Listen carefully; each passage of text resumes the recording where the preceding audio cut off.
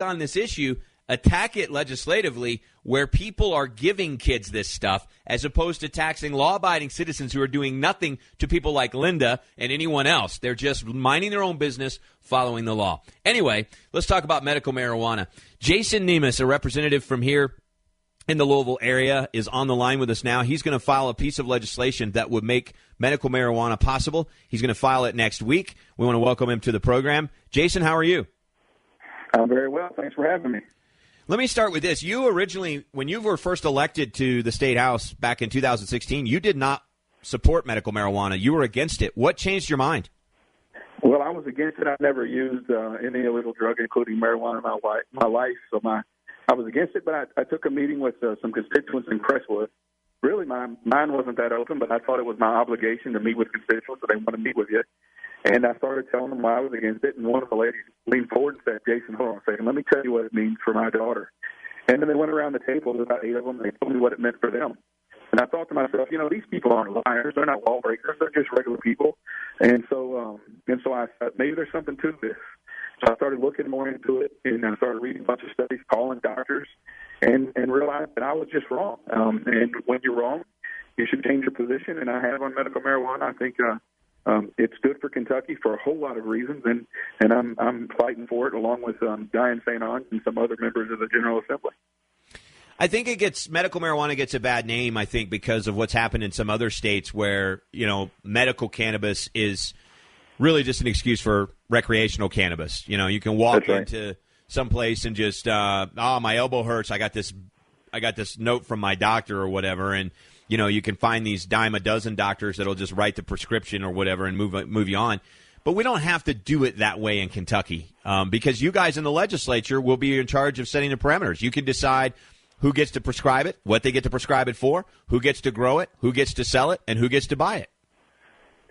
That's exactly right. We're not going to do it that way in Kentucky. This is a trust your doctor bill, and you can't get it unless your doctor says that it will help you. Now, we also understand that we've had a history of setting up like pill mills where doctors have overprescribed and engaged in misconduct. So in order to combat that, what we're doing is we're requiring any doctor who thinks they're going to make a recommendation for a patient to get approval by the Kentucky Board of Medical Licensure, so they're putting their license on the line.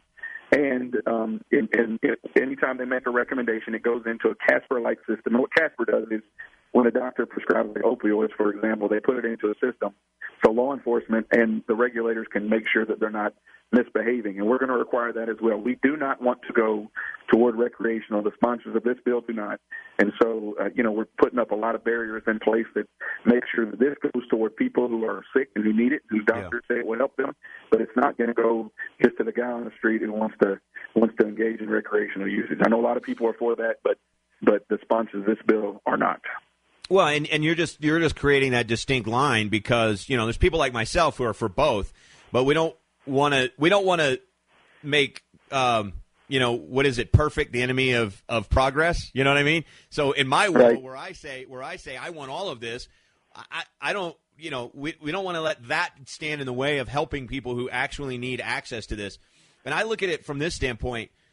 Regardless of how you feel about marijuana, if you were dying on your deathbed and you had the choice between something that would literally take you out of your mind and make you completely dead to the world to solve the pain, or something that would allow you to at least have some enjoyment of life and enjoyment of the family with the time you have left, what choice would you make, right? And it's like we from a healthy standpoint stand back and make our judgments on this and make our judgments on what people should and shouldn't be able to take when it comes to medical treatment. And yet we prescribe these opioids at an enormous rate, and it leads to trouble for those people, and we're fine with that. That's the part that I can't wrap my head around. Leland, that's exactly right. In states that have went medical marijuana, but the rates of drug overdoses for opioids have plummeted, and more importantly, the rates of doctor prescriptions of opioids have reduced. So when doctors have an option to go to medical marijuana in those states, they're using it. And I do want to say this. I'm walking in my district as a campaign, and I'm knocking on doors, and I knock on this old man's door. He's 85 years old, and he comes to the door, and he brings up medical marijuana. He's a registered Republican. I don't know what he thinks about the bill. I've never met him before. And he starts crying, and he says, Representative, I'm so thankful for what you've done. Let me tell you a story about my wife who had recently died. and she had cancer. And he wasn't a lawbreaker, never broke laws in his life, so far that I know. And he said, my wife tried this cannabis, and we didn't want to, but it was an option. She tried it, and he told me how much it helped her with her appetite and against nausea. And so, wow. why does government want to get in the way of a doctor being able to help their patient in that way? Well, I don't think Kentuckians do want to get in the way. When I talk to most Kentuckians, especially in Louisville and surrounding areas, they're compassionate and they want this option for Kentuckians. We can have a recreational debate later on. I'll be on the other side of that one. But but like you said, let's not make progress or good the enemy of perfect for the people who want full decriminalization.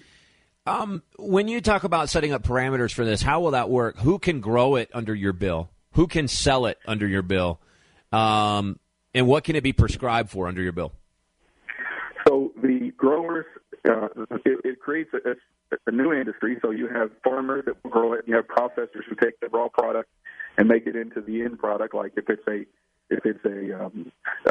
salve or oil or whatever it is, and then you have a dispensary. So you'll go to a dispensary, and that's where you'll be able to buy your product. Who can use it? Well, there's a couple of different ways to do it. Some states list the conditions, but I don't like that because some people with a particular condition may need it, and some people they might not need it. So just because it's a condition doesn't mean you need it. So what I want to do is, I'm a legislator, I'm a lawyer, I'm not a doctor, and so I want to trust the doctor to make that decision. So if a doctor says, "Look, my patient will be helped by medical marijuana," then that's for the doctor to make the decision. I don't think the legislator should say when they can prescribe opioids or anything else. That's for a doctor to make the call. If the doctor is misbehaving, then the regulators can come in and sanction that doctor. They'll have information. If somebody overdoes it, then they can come in and get them. So the answer is, we're not going to list a number of conditions where you qualify and you don't qualify, because that's both over and under inclusive. We're going to let the doctor decide. Well, I think that's a very mature approach to this, because also the studies and the information and the data on this is still coming in. We know almost with a surety that certain things are helped with medical marijuana: severe epilepsy, PTSD, treatment for cancer, not healing but certainly dealing with end of life stage type stuff. Right. So those we kind of know that it works for. But there's other things that we're finding out that it works for. So to leave it, disease, glaucoma, right? Yes, yeah. And so to leave it open-ended and trust the doctors, I think is very wise, because as this I keep hearing people on the other side of this say, "Give me the information, give me the studies, give me the." Well, those studies are coming in now. So as that comes in, we're going to have to adjust what we see it as potentially a good treatment for. And you mentioned in an article that I read about this coming up that you're going to put this forward next week, you mentioned that you plan to provide many of those studies to the state legislature. What do you have to show that it helps? Well, there are studies all over the world. There's starting to be more and more and more in the United States. There was one from the University of Kentucky about a month and a half ago that showed that the prescriptions for opioids go down substantially when doctors have option for medical marijuana. So, there's not a lot of studies in the United States yet, because it's still unbelievably a Schedule I drug. It's Schedule I and heroin is not. Go figure that.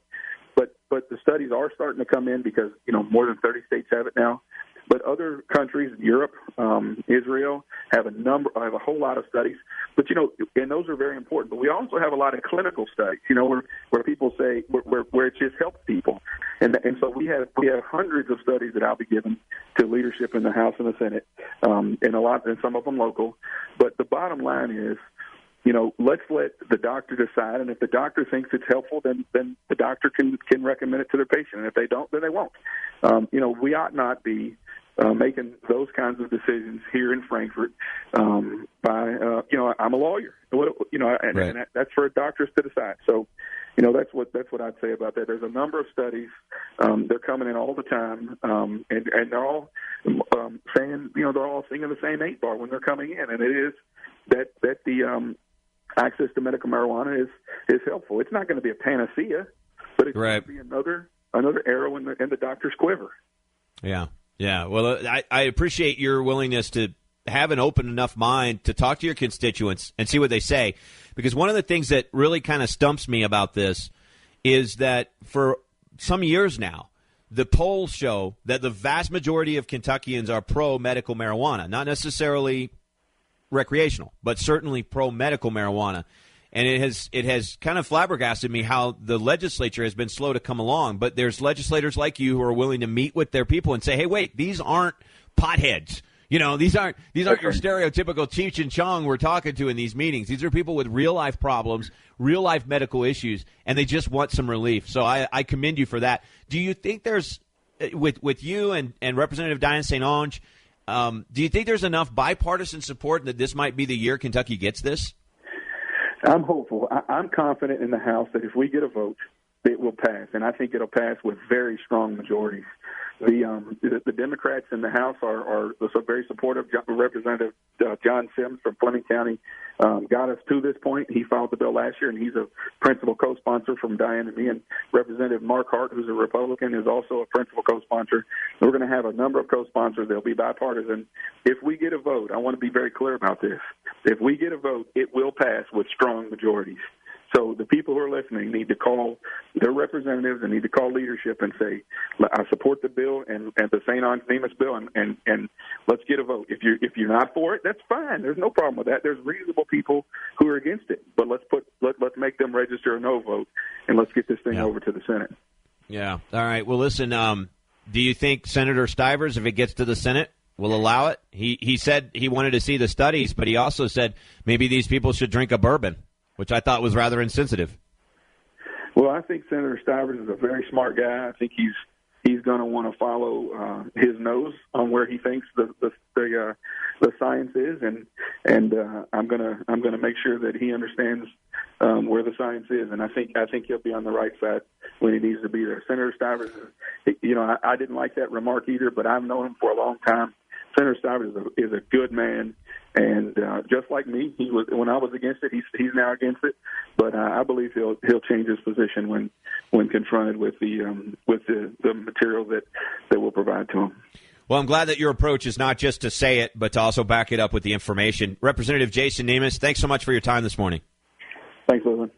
All right, we'll continue. I think his approach is perfect, to bring the statistics, to bring the data, and to show that to the legislature. Because I'll tell you who you need to watch out for here. Big Pharma. That's who you need to watch out for here. Whose pockets are they in? And look for that. Because right now, the overwhelming, as he said, the majority of support is in the legislature in terms of numbers, and it's with the people.